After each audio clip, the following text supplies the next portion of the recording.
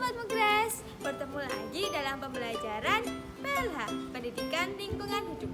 Untuk pembelajaran kali ini, kita belajar bersama Bu Alda. Nah, sebelum pembelajaran kita mulai, mari kita membaca basmalah bersama-sama. Bismillahirrahmanirrahim. Nah, Sobat Mugres, tetap ikuti pelajaran hari ini ya. Tonton terus videonya.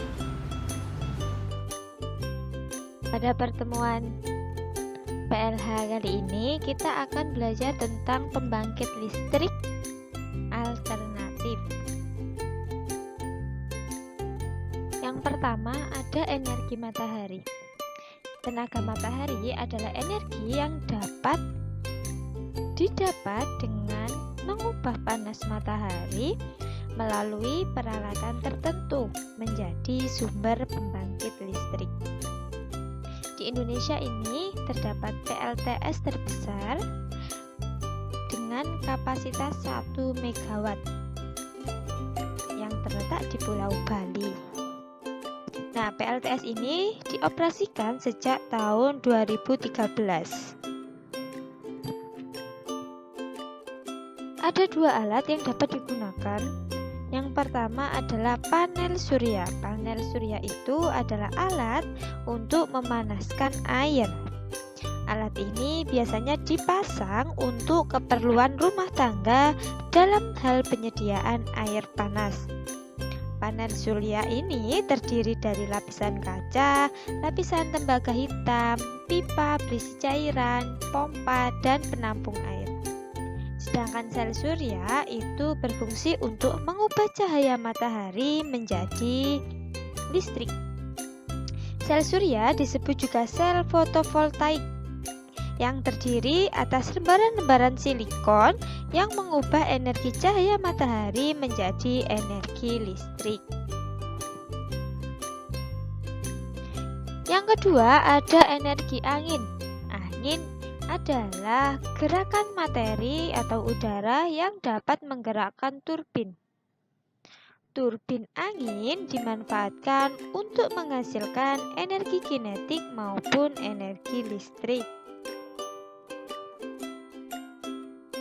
Energi angin ini adalah energi yang tersedia dari angin, yaitu fungsi dari kecepatan angin.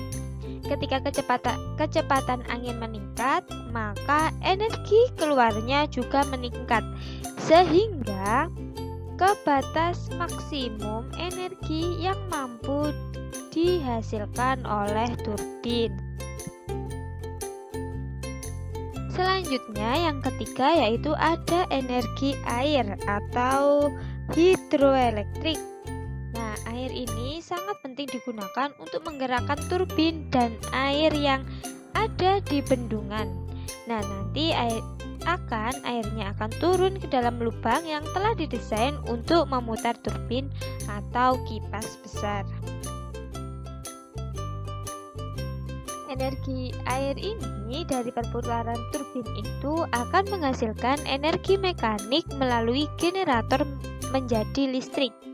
Energi ini menyumbang sekitar 715.000 MW atau sekitar 19% kebutuhan listrik di dunia. Bahkan di Kanada 61% kebutuhan listrik berasal dari hidroelektrik. Namun di Indonesia pemanfaatan menggunakan tenaga air ini masih tertinggal jauh oleh negara-negara tetangga dan Eropa. Energi panas bumi yaitu energi yang berasal dari peluruan radioaktif di pusat bumi yang membuat bumi panas dari dalam, serta dari panas matahari yang membuat panas permukaan bumi. Panas bumi adalah suatu bentuk energi panas atau energi termal yang dihasilkan dan disimpan di dalam bumi. Energi panas adalah energi yang menentukan temperatur suatu benda.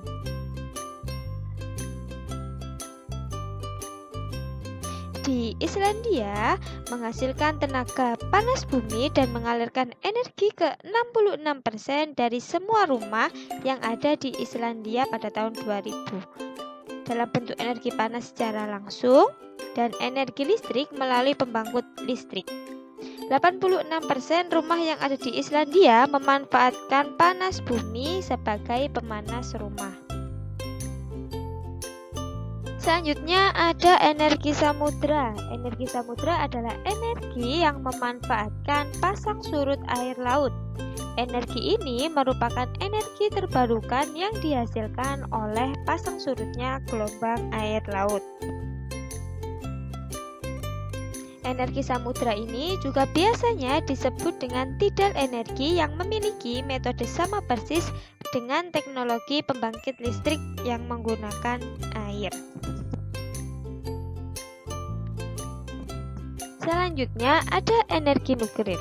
Nuklir merupakan sumber energi alternatif yang dapat digunakan untuk masa depan. Proses nuklir dikenal pula sebagai reaksi fisi yang berlangsung dalam suatu reaktor nuklir. Energi ini merupakan energi alternatif yang memiliki potensi yang amat besar. Zat yang biasa digunakan yaitu uranium dan plutonium. Yang terakhir yaitu ada biomasa. Biomasa itu merujuk pada bahan biologis yang hidup atau baru mati yang dapat digunakan sebagai sumber bahan bakar atau untuk produksi industrial. Biomasa dapat digunakan sebagai bahan bakar atau untuk memproduksi bahan bakar jenis lain seperti biodiesel, bioetanol, atau biogas tergantung pada sumbernya. Biodiesel ini berasal dari tanaman atau hasil tanaman yang mengandung minyak seperti kelapa sawit, kopra, biji jarak, alga, dan telah melalui berbagai proses seperti esterifikasi. Nah, sedangkan bioetanol ini berasal dari jagung, gula bit, tebu, dan beberapa jenis rumput yang dibudidayakan. Pemanfaatan energi alternatif ini dapat digunakan secara maksimal, dapat diharapkan dapat mengurangi ketergantungan serta penghematan penggunaan bahan bakar fosil.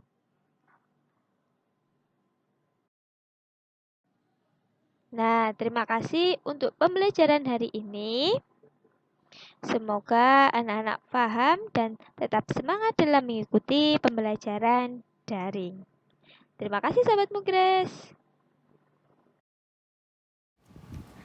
Nah, itu dia Sobat Mugres materi untuk hari ini. Semoga Sobat Mugres di rumah bisa mengikuti pelajaran hari ini dengan baik. Oke Sobat Mugres, sekian pembelajaran PLH untuk hari ini. Wassalamualaikum warahmatullahi wabarakatuh.